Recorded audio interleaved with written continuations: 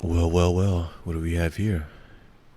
I think we have another episode of the El Grando Show coming to you from Portland, Oregon.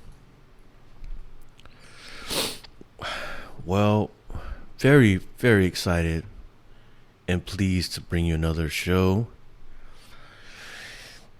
It's a crazy time right now, but I just feel like things are opening up.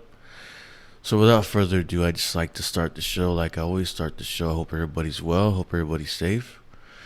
And I hope everybody's dealing with things in the best way possible as far as your mental health and just in general your health. Now, I have a really good show for y'all today. Like I said in the beginning, I'm like really excited to put this show on. So let's just get it cracking here. I have a nice Kolsch on deck.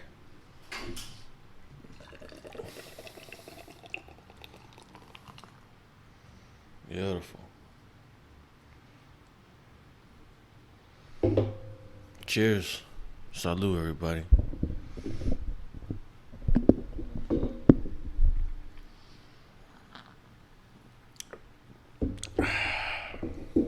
It's good. All right. So, um, I'm just gonna start the show off, like by just adding to something on my last show. I talked about how Uber was taking over, how they had affected the cab companies, and so I just wanted to add something to that. So in the very beginning of the pandemic, the delivery drivers were the only ones making money as far as you know getting extra tips and getting paid by the hour. The delivery drivers, no doubt, were making bank in the during the very beginning of the pandemic. So if you were so if you got onto that boat early on, then you're probably in good shape right now. It's just there's always been money out there. I mean, especially like you figure like the people who used to go to bars. You say you go to a bar once a week. You spend $100. You know, you go twice a week. It's about $200. Okay. Brunch. Like nightclubs. You go to a nightclub Friday, Saturday. You know, you're gonna spend. You know, on a good night you'll spend like 150, 200, and that's just one person. Okay. Maybe it's a birthday party, so you want to splurge and get a bottle. Okay. I mean, you get birthdays every day of the week. So, in other words, in the very beginning of the pandemic, all that money just stopped, which is why a lot of businesses went out. But, I'm saying, like, there's still that money there. And especially in the very beginning of the pandemic, all that money just didn't go anywhere. And so it needed an outlet. It definitely went somewhere. And that's what I'm trying to get at. But yeah, um, yeah, things are definitely opening up. Um, uh, I'm getting reports now of like, what I see on the news is about businesses that opened during the pandemic are struggling, but it does seem like they're in it for the long haul. That is to say that they're not giving up, and new restaurants that opened are still opening and still trying to, you know, f- trying to make the American dream happen.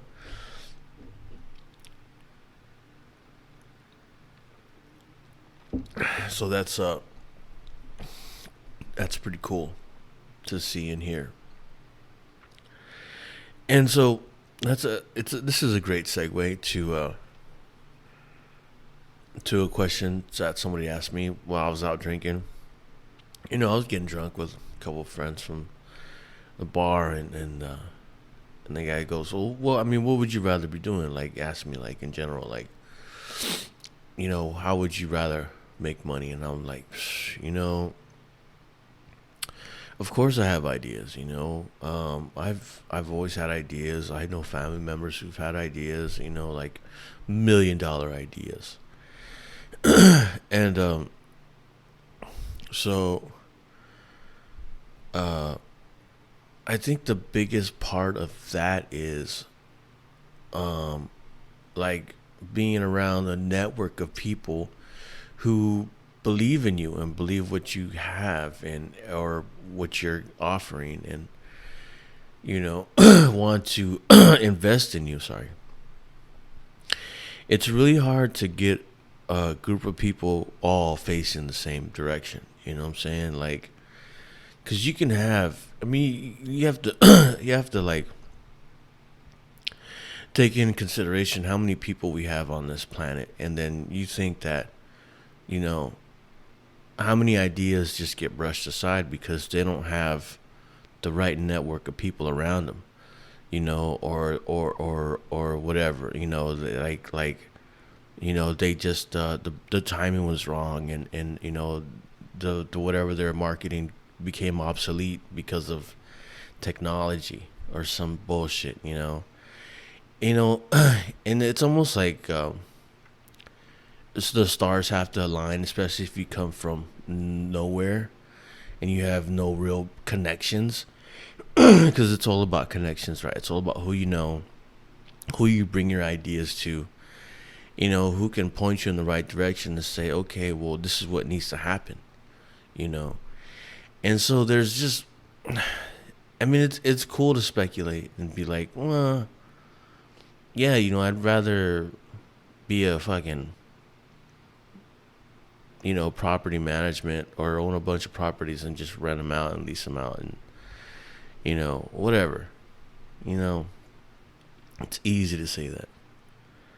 But it's really hard to come up with a unique idea and build, a network of people who believe in your ideas and really want to invest in them. So, I mean, it's crazy because there's, I mean, just the trust factor. Who can you trust? You're talking about $1 million idea, and people don't always have, or the people you're with aren't gonna have your best interests at heart, even though in the long run you're gonna take care of everybody. You know.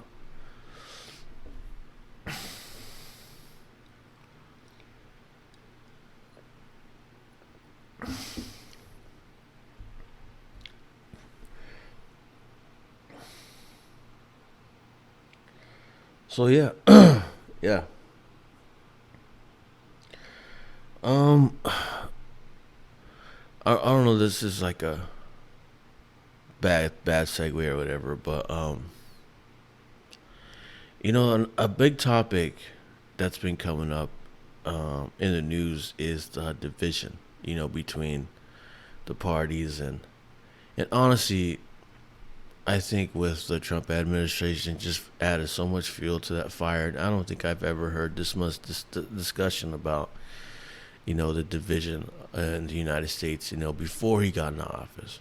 I mean, there's always been little division, but once Trump got into the office, it was just like, you know, I mean, it just got to a point where it's so bad that people were actually talking about, Texas seceding, which is always the thing, right? But I always like to say that I always like to say that I don't like to comment on things that I don't know about, and just things that I'm like unsure of. Okay, but one thing that I know for sure is that I think Texas has a bigger economy than um, some European countries. I'm pretty sure of that. And I mean, it's just like people are just like, well, how do we handle the division? How do we handle this and that? And it's like there's no easy answer to that, but everybody's looking for an easy answer. Like everybody's like, you know, well, we need to, start make passing laws. And no, I mean, I'm talking about like the racial division. I'm talking about racist people. Now, I don't think you can change them though, because like you grew up, your grandpa's racist and your fucking grandpa's racist. So it turns out you're probably gonna be racist too. So I don't know how you can combat that. But what I'm trying to get at is like, I've been hearing a lot about how people are gonna try and uh what answers they have for the division right now. And so I just started thinking like, maybe it's like I probably won't see it in life, uh, my life. But I definitely think that if you look at what uh, the United Kingdom did with Brexit, and I mean just to take a page out of the United States and why they left, because they're just like fuck that, you know. And I mean, in all honesty, I mean Texas could succeed, and maybe they fucking buy some of Mexico's agriculture land, or they open the borders actually, and they get like two or three more states, and they get like a new Texas and whatever the fuck.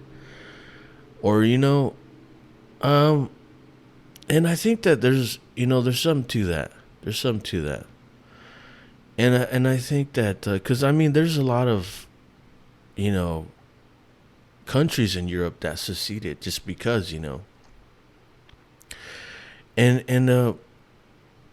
and like I said, I don't think I'll see it in my lifetime, but I do think that that's where we're gonna head because people don't like having neighbors. You know what I'm saying? Like the U.S. is too big already, and I mean it's what Europe wants, but like I said, I don't think people realize just how big and how big of an economy Texas is, and this they're very capable of seceding and being their own country. That being said, I would like to talk about California being like a low key superpower because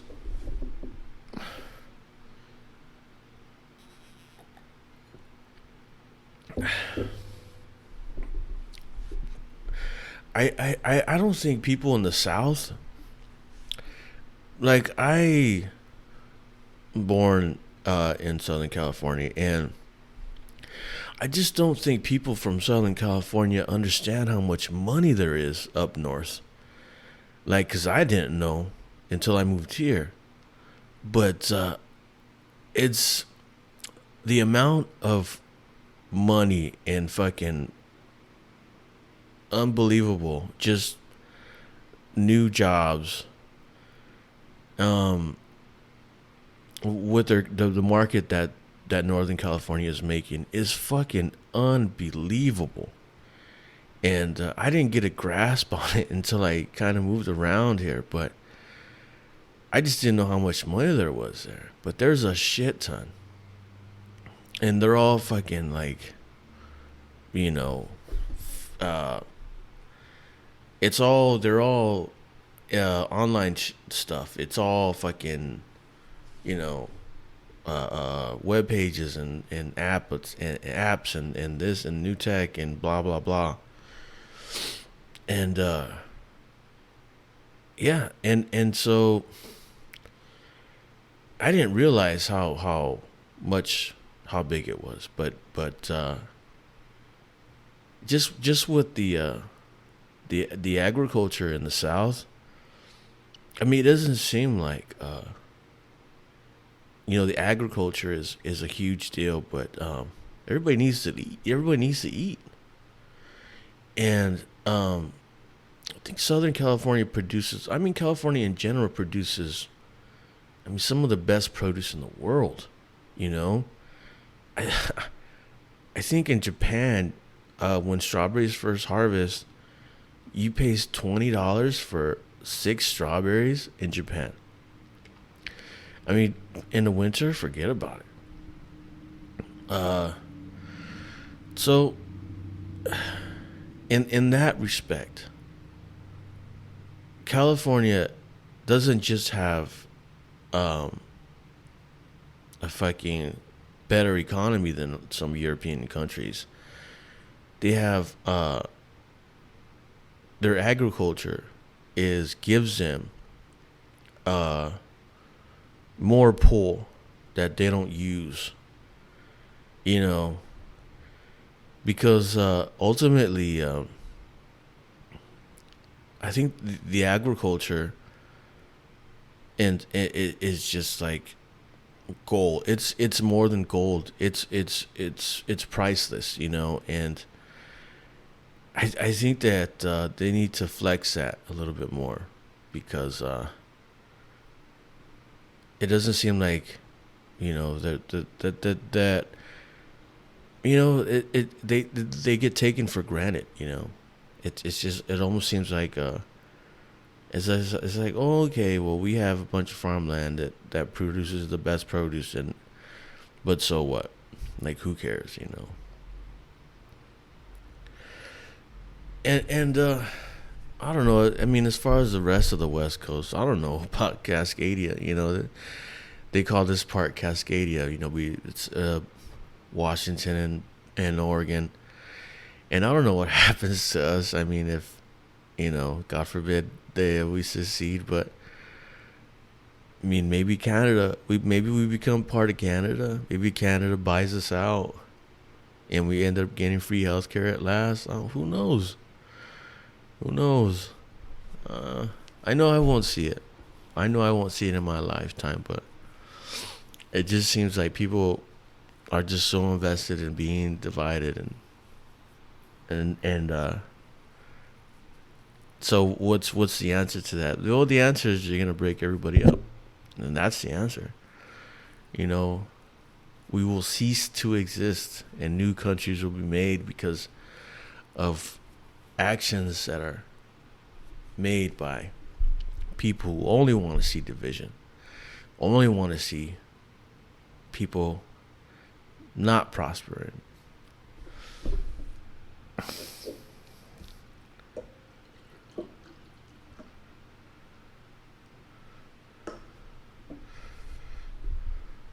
Yeah, I mean, if you get some people from New Jersey, you know, and then like people from, I don't know, let's just say uh Alabama. Hey, you know, Alabama has a great football team, but they're just two different people, you know. It's two different people with two different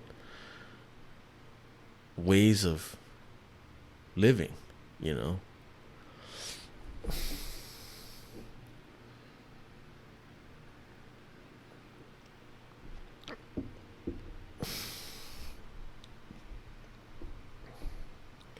But it's crazy. It's wild because I am hearing it.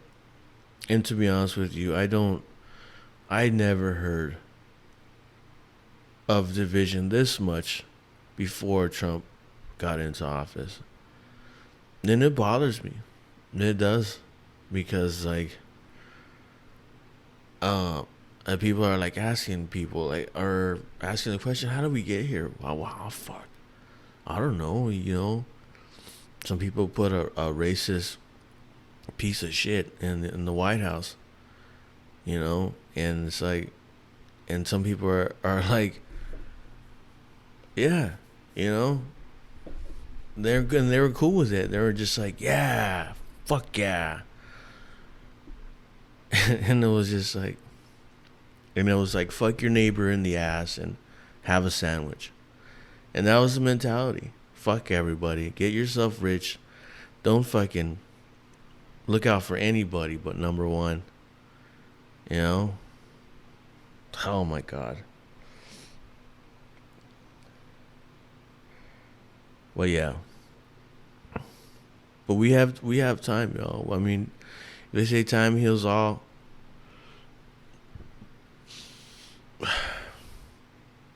And I mean, we're definitely we're definitely in the healing mode right now. But I just want to put my 2 cents on that question because I am hearing it more now that people are able to talk about it now a little easier because it does look like we're getting over the pandemic. Um, so I do feel like more other, not just pressing issues, but other issues are going to be talked about now because we're starting to get rid of the main problem, which is the motherfucking pandemic.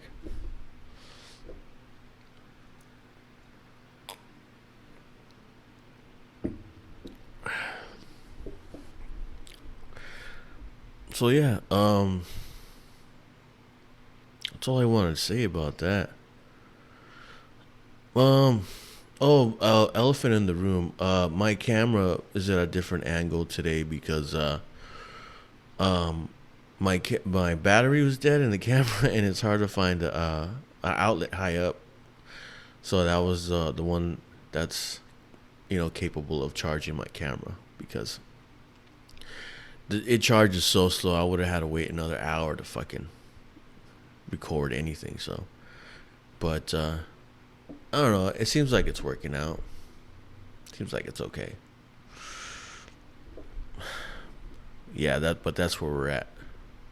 New angles. New angles, y'all.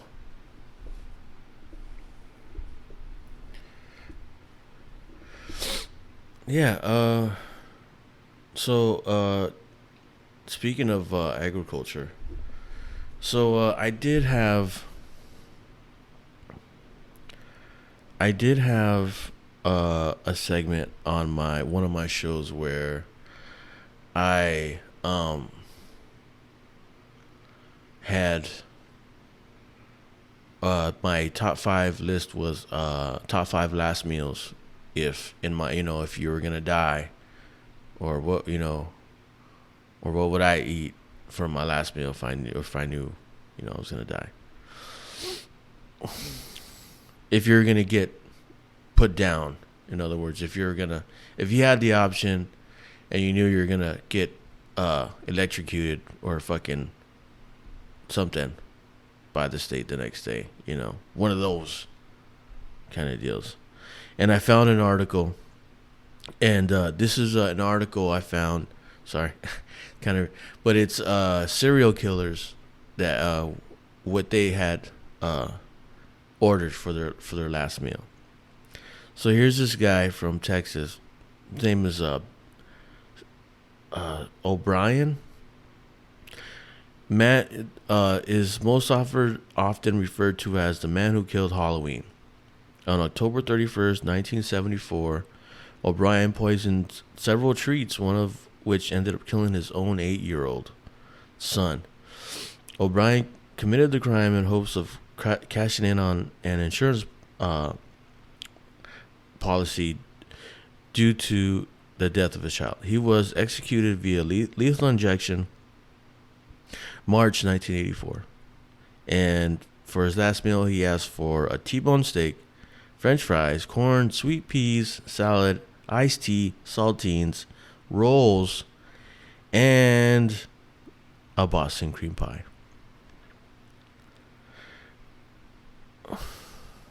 I had that steaks on my list. John Wayne Gacy rose to infamy as the terrifying details of his crimes were brought to light. Working as a clown for mostly kids' events, Gacy tortured and murdered at least 33 boys throughout the 1970s, burying the bodies within the floors of his Illinois home. In preparation for his execution in 1994, Gacy requested fried chicken, fried shrimp, French fries, and freshly plucked strawberries. They threw in that freshly plucked on there. I'm not sure those he got. I mean, he got freshly plucked strawberries. They might have told him they were freshly plucked, but I doubt that one. All right, Timothy McVeigh, often referred to as the Oklahoma City bomber, was responsible for a deadliest act of domestic terrorism in the United States history. The bombing saw 168 people die, while 680 others were injured. For his final meal, McVeigh simply ordered 2 pints of chocolate chip ice cream. Well, if you're going to go,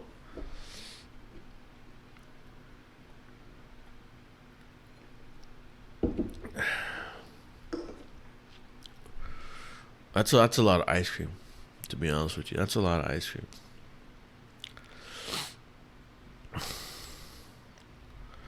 Oh, this is a good one. So Jeff Davis was on parole for armed robbery when he committed the horrible murder of Nancy Weller and her 2 daughters. The 350 pounder received a dinner consisting of fried potatoes, fried shrimp, fried clams, lobster, garlic bread, and a 32-ounce bottle of A&W root beer.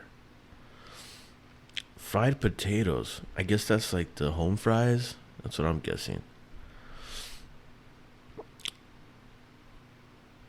Lewis, I forgot this girl. Oh, this girl named Lewis became the first ever female convict to be killed using lethal injection in the state of Virginia in 2010. She had been convicted of killing her husband and stepson. As per her request, Lewis feasted on fried chicken, sweet peas, chocolate cake, and Dr. Pepper before receiving the injection. That's the fried chicken's on there. Yeah, fried chicken. Oh, here we go. Here's some Ted Bundy, one of the most notorious criminals in American history. Bundy was responsible for at least 30 murders during his life, although the number is likely far larger. The facts behind Bundy's horrific crimes were truly shocking, including decapitations, necrophilia, countless documentaries, and specials have been made discussing Bundy's twisted life, most notably Netflix's Conversation with the Killer. Bundy chose to decline his final meal and take a seat on the electric chair with an empty stomach. He was served the meal all death row inmates receive in Florida: steak, eggs, hash browns, toast, juice, coffee, and milk. Gary Gilmore, following multiple counts of armed robbery and assault and murder, Gilmore became the first person in the United States to be executed in over 10 years when he was killed by a firing squad in 1977. Typically, inmates aren't granted alcohol, but the prison allowed Gilmore to have 3 shots of Jack Daniels whiskey to go with a burger, baked potato, egg, and coffee. Robert Alton Harris, a thief, kidnapper, and murderer, Harris was sentenced to death while being incarcerated in San Quentin State Prison in San Diego. Harris was executed by gas chamber in 1992, the first execution that took place in California in over 25 years. Harris requested Kentucky Fried Chicken, Domino's, jelly beans, Pepsi, and a pack of cigarettes. Kayla Faye Tucker. When Tucker was executed for murder in 1998, she was the first woman to be executed in the United States in 14 years. And the first in Texas since 1863. She received a lethal injection after serving 14 years on death row. Her final meal, Tucker requested a plate consisting of her favorite fruits. There you go. And what point could I possibly be making with that little segment? I mean, so where do I start? Is it the fact that even these people made heinous crimes, committed heinous crimes, they were still granted food? Because food is the biggest form of humanity, empathy, maybe.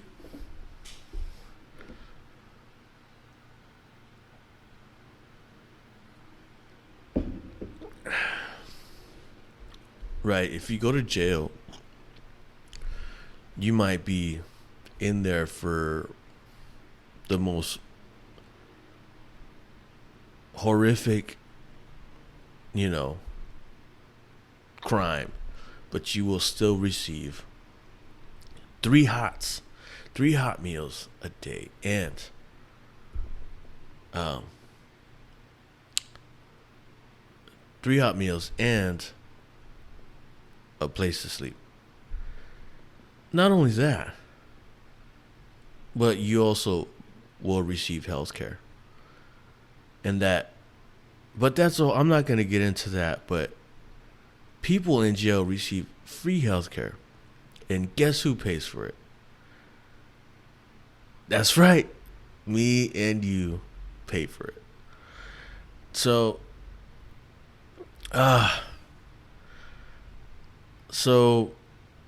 but that's not the point that's a whole different segment. What I'm trying to say is, it's not just, the point I'm trying to make, it's not just the fucking food. It's about the ultimate fucking evil that these guys did. Now, I mean, how can you look at these like ultimate evils that these people did and be like, well, I don't believe in pure evil. I don't believe that pure evil exists. And if pure evil does exist, I mean, doesn't like pure goodness exist? Like, isn't there a flip side to this? You know what I'm saying? Like, I mean, see, like people, I think they just put blinders on and they don't like see, like, no, this is pure evil. Some of these guys did pure evil things. And so I just think you can't have one without the other, is what I'm trying to. Now, some people might get that, and some people won't get it. But what I'm trying to say is that, I just think that,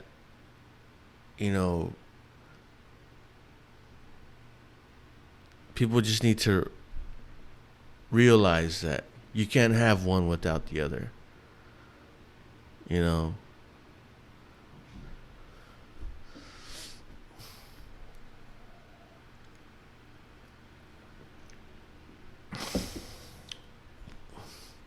But that's not my job. It's not my job to tell people to be nice to each other and be like, hey, what's going on? That's not my job. It's not my job.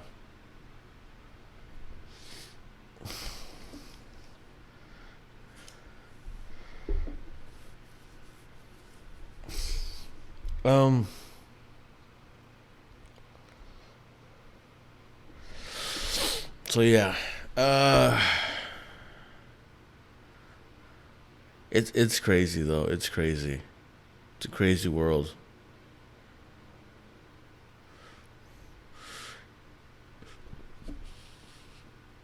All right. So now I'm gonna get into my top 5 list, and it's not gonna be popular. It's not. I could already hear like one of my friends be like, "Man, what are you doing that? Hey, this is my show. If you don't fucking like it, do your own fucking show. But this is my fucking show." And that's all there is to it. That's the bottom line. It's my fucking show, so I'll fucking talk about whatever the fuck I want.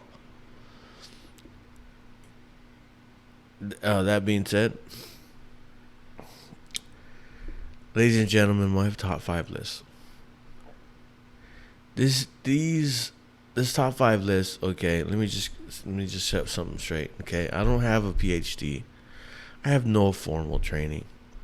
I this I didn't have charts and graphs for this list. This list is my list and mine alone. It's my opinion, and I think it's pretty strong. So without further ado, these are my top five books. Uh, not authors. These are my top five books that I've read. Okay, and I know what you guys are saying. I don't. Why are you doing this? Why are you doing this? Because you gotta fucking read sometimes. And honestly, if you were working from home, or you got laid off, you should have been reading or fucking writing. You know what I'm saying? 'Cause you got all that fucking time. Unless you're fucking stupid. So, I mean, these are really good books that I've read. They're and they might not be everybody's cup of tea, but they're really good. None the same. So my number five is Jurassic Park, the original by Michael Crichton. It's fucking amazing. Uh, Listen, the book is always going to be better than the movie, and this is the one that started it all. And then so it's so good. It's got more content. I don't believe that Jurassic Park the movie did any justice to the book. I mean, it was good with the graphics and everything, but I just think the book was way better. It's the OG, and it's really good. And if you haven't read it, by all means, please check it out because it's really dope. Number four, Da Vinci Code.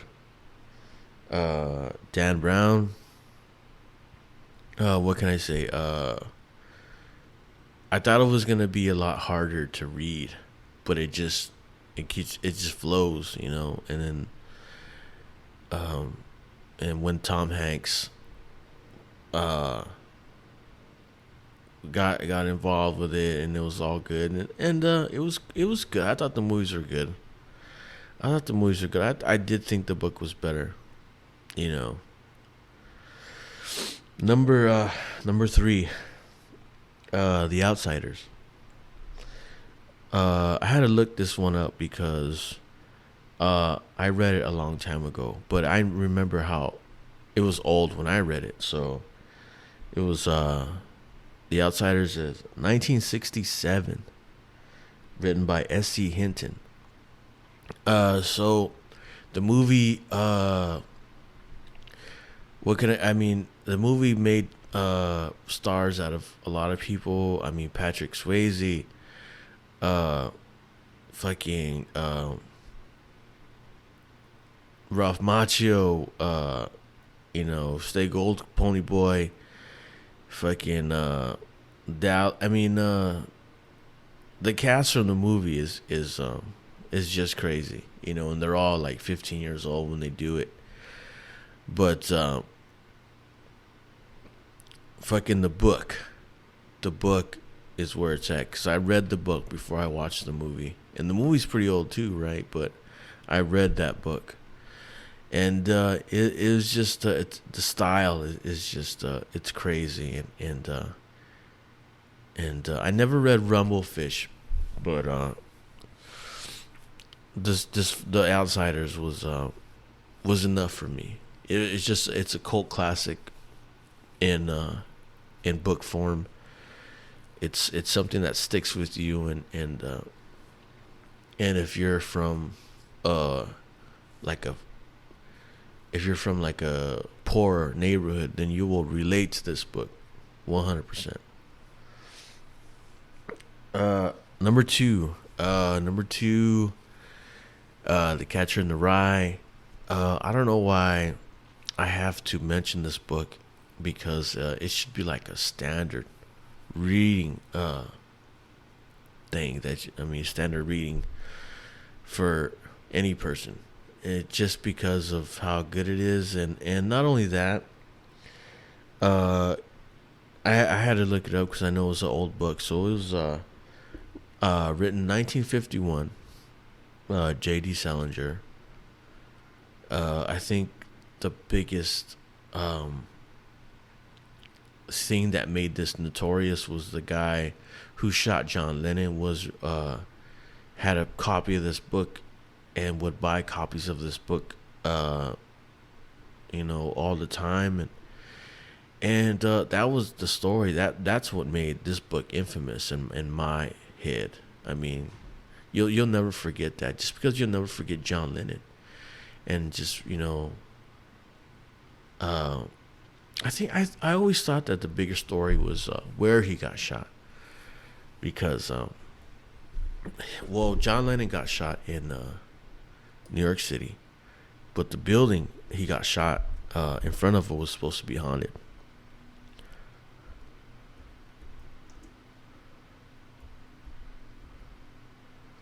And it's going to blow your mind if you ever Google it.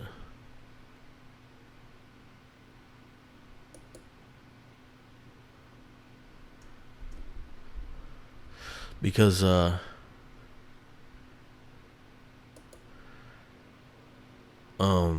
yeah, it's a real infamous building. It's called the Dakota, and I guess the architect like made like really weird uh like modificate or built it really weird, and I always thought that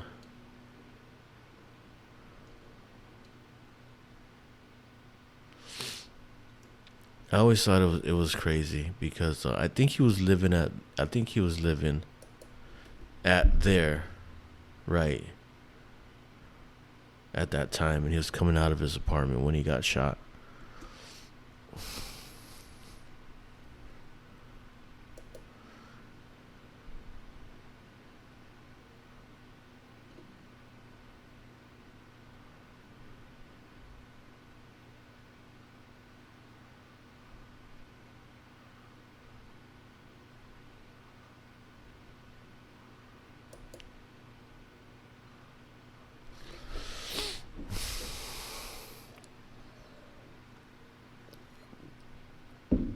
I'm not gonna. I was gonna try and get some backstory of the Dakota right now, but I'm not gonna. Right, it's just I got like they sent me to like a real estate guy. He's like selling property there, but the history of the Dakota is really, yeah.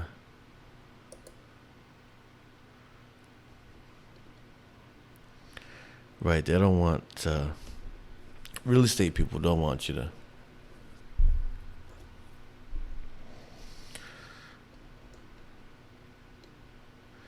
So Yoko still lives there. Yoko Ono still lives at Dakota. Says she saw Lennon's ghost there. When he was alive, Lennon told Ono he saw a crying lady ghost in the building. The building has no fire escapes.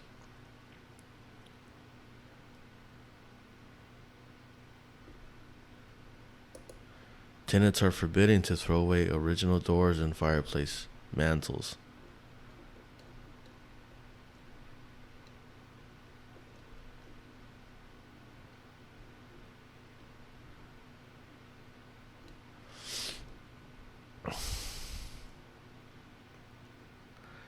building had 0 vacancies for 45 years after it opened.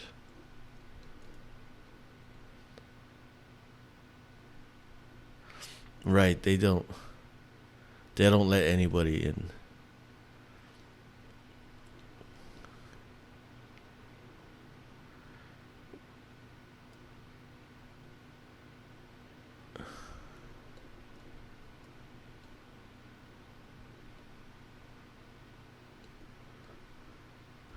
Right, they're being very vague, but I don't know why American Horror Story hasn't done a series on the Dakota yet. Because I know there's some crazy shit that happened there. All right, so let's go to my number one.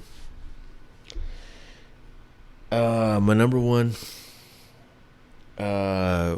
published in 1983 by one of my favorite authors of all time, Mr. Stephen King. Christine. Now, I remember reading this book and just being totally floored by his absolute, command of what he wanted you to see, or wanted you to, he wanted you to understand. Like, Stephen King is just a master at what he does, and I didn't understand how he could write a book like this, or how a book like this could exist. Like, when you talk about books, they're very like, they're supposed to be like real blah blah blah blah blah blah, cut and dry. And I think Stephen King he just took you somewhere way different. He put you in the driver's seat. And I've never heard, or I've never seen any book like that. Still one of my ultimate favorites. It was really hard for me to not put Misery on this list, just because I think Misery is one of those rare times when the movie may outshine the book. But that's another book that I read that I was totally floored by. What, just the pace of it, and what he tried to translate, and it was just, it's really different. I mean, a lot of his early stuff is really different, but I mean, how many ideas can you have? His fucking his bookshelf is pretty full right now, and he still does good work, but some of his early stuff is really different. I guess it's he had less to lose. I guess he could just let it go, but yeah, 1983.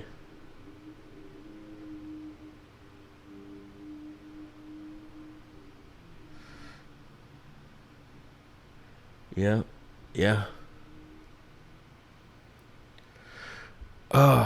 So yes. There it is, ladies and gentlemen, another top 5 list. I think we're gonna wrap it up. Yeah, I definitely I still am gonna try to put episodes out at least once a week. I don't always get a chance to, right? But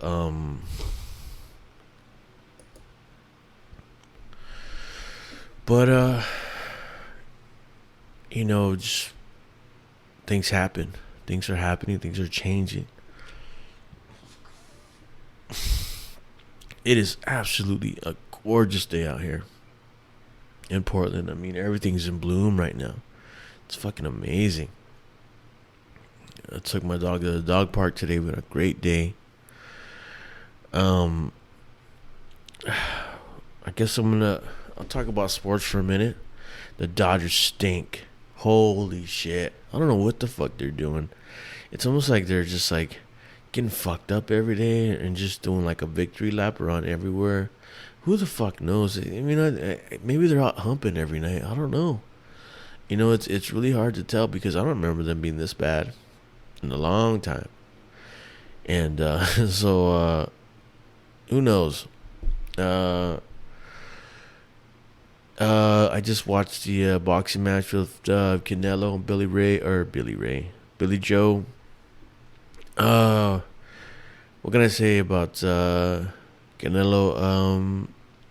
I knew it was gonna be a lot.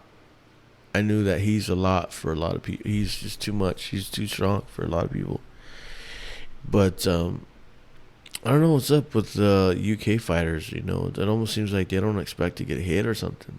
It's like, fucking, this is a boxing match. You'll probably get popped. And homie got cracked. And not only that, I mean, the same thing happened to the other guy there. His fucking arm almost fell off. But he should have known. He should have known. I don't know. What can I say about Mexican American fighter? I think a lot of them, get a lot of, the old saying is that Mexicans they block punches with their head. But it's more than that. I mean, you can't. It's not. You can't. It's good if you can take a punch, but it's not just about taking punches. You're gonna take a punch, but there's like a science behind it. It's like footwork, it's like angles. I mean, that's why Pacquiao's so good. I mean, anybody can step in the ring and get punched in the face, right? But it's about it's so much more than that. It's so much more. And it was really cool to see. I mean, I had to work, but they had 70,000 plus strong. The arena, it was so cool. It gave me chills when I saw it. Everybody there. It almost felt like an old school kind of fight and kind of pageantry. Which I haven't seen in a while, not in a long time. Not since maybe like fucking man, like who can I say, like maybe like Mayweather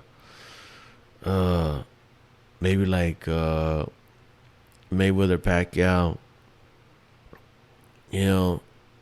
maybe like Pacquiao Barrera, maybe like I don't know, but it was a huge deal, and I'm glad it happened. I don't know. Mayweather just signed on to fight one of the Paul brothers, and I mean, I'm not here to tell people that it's not my job to tell people why, Logan Paul or whoever the fuck is like not a good fighter, because he doesn't fight. Like, if he wants to be a fighter, like a professional fighter, like there's a route for that. Like, like he can start fighting like legit fights, like 10-round fights. But he's a sideshow, and that's what he wants to be, and there's money in that. So you can't, hey, if you're gonna pay to see this guy fight, then go do it. But I think Mayweather signed on to fight him, and that's what it is. Mayweather's probably gonna get paid, and so, and then some people will watch it and buy it. So, what can I say? But yeah. So one thing I would like to mention about Mexican hospital not hospitably hospitality. Mexican hospitality. So it's definitely mi casa su casa. And some people won't understand that, but if you're a guest, in a Mexican American house, you can pretty much do whatever the fuck you want. You'll get the remote, and you will get the remote control if you're a guest in the house of a Mexican family. You'll get the remote.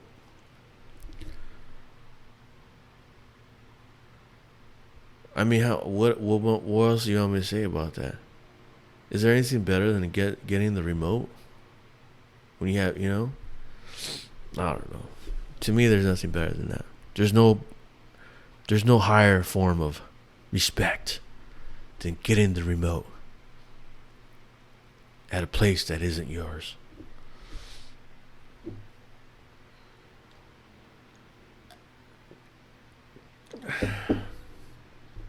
Before I sign out, I just want to give a shout out to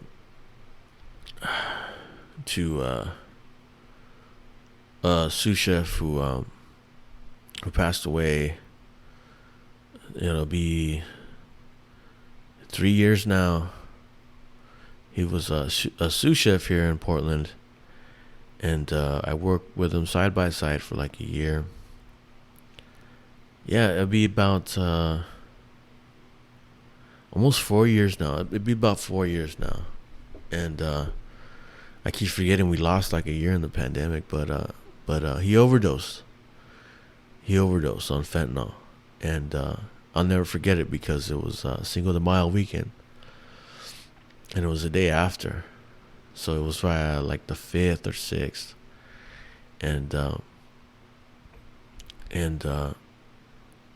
when I found out, he was just really young, and I mean, I worked with him a lot, and so I always think about him, just because of the stories. I mean, he come to find out that he had already was dealing with other stuff, but I think that when I talked to him, one of the stories that stood out to me was like stories about his father. He would tell me about, and they were the same ones that I had. So it sucks, and I wish somebody had gotten to him before that, and I guess he had overdose once or twice before, but he just kept doing it. Just didn't care, and it was a weird thing too, because when I met him, he had just got promoted, and so, I mean, when he got promoted, all it did was like, it just gave him a bigger bankroll to bank his habit. So, but that's how shit goes, That's how shit goes. It's the life, Anyways, just wanted to let everybody.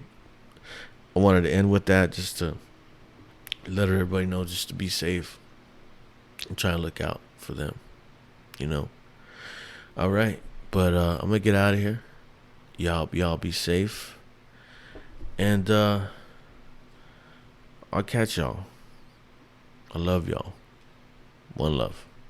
One love.